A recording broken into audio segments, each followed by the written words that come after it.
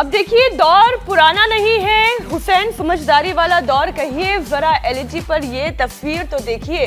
कुछ सेलिब्रिटीज और जिनसे यूजर्स फिर से इन्हीं वायर्ड ईयरफोन जिनका इस्तेमाल मैं कर रही हूँ उस पर लौट रहे हैं, क्योंकि अब सवाल स्टाइल का नहीं है बल्कि कान की सेहत का है।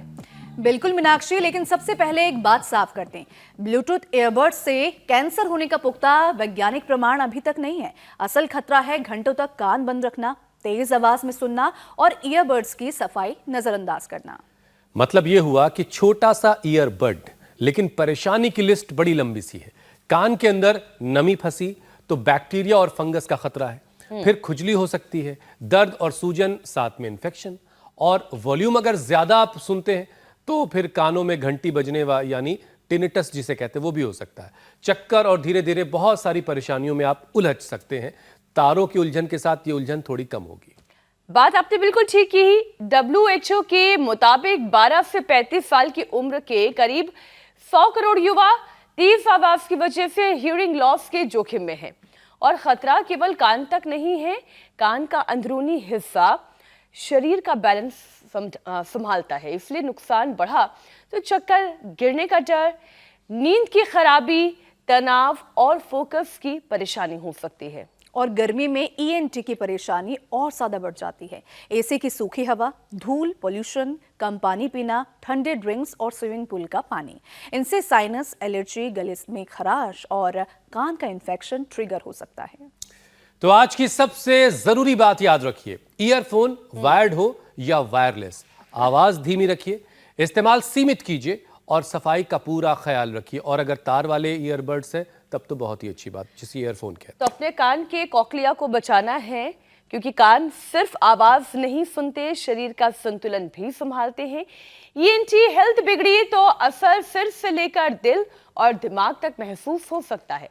तो चलिए स्वामी रामदेव से जानते हैं कान, नाक, गले को फिट रखने का आसान योगाभ्यास और उपाय, डिजिटल लाइफ से सेहत बचाने का सही तरीका। बहुत बहुत प्रणाम मीनाक्षी जी, हुसैन जी, स्वामी जी। आज एक नया तौर तरीका बता रहे हैं। देखो, ये गुब्बारे को नाक के अंदर डाल रहे हैं और ये गुब्बारे में तेल लगा दिया है और ये तेल लगा करके नाक में डाल रहे हैं और नाक में डाल करके एक तरीका है। अब देखो, नाक में डाला और ये मुंह से निकलेगा। देखो ऐसे, ये अब ऐसे उधर से डाला और इधर ये निकला रे रामा रामा जोरदार तालियां बजाओ भाई, ये जोरदार कार्यक्रम है। क्या था स्वामी जी ये क्या था? ये क्या हो रहा था स्वामी जी?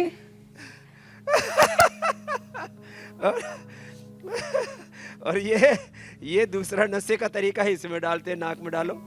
तो ये सामान्य रूप से नाक में नशे करना और गुब्बारे से नशे है। एक बार अब दोबारा डाल के दिखाएंगे आपको, अब थोड़ा आश्चर्य लग रहा था। फिर कान के अंदर जो है, इसमें कान के अंदर भी जो है ये एयर ग्रिड डालते हैं। ये इससे पूरा ऐसे इससे पूरा निकलता है। ये तो मशीन गन टाइप की कोई चीज बना रखी है आपने स्वामी जी। पुराना है ही तरीका।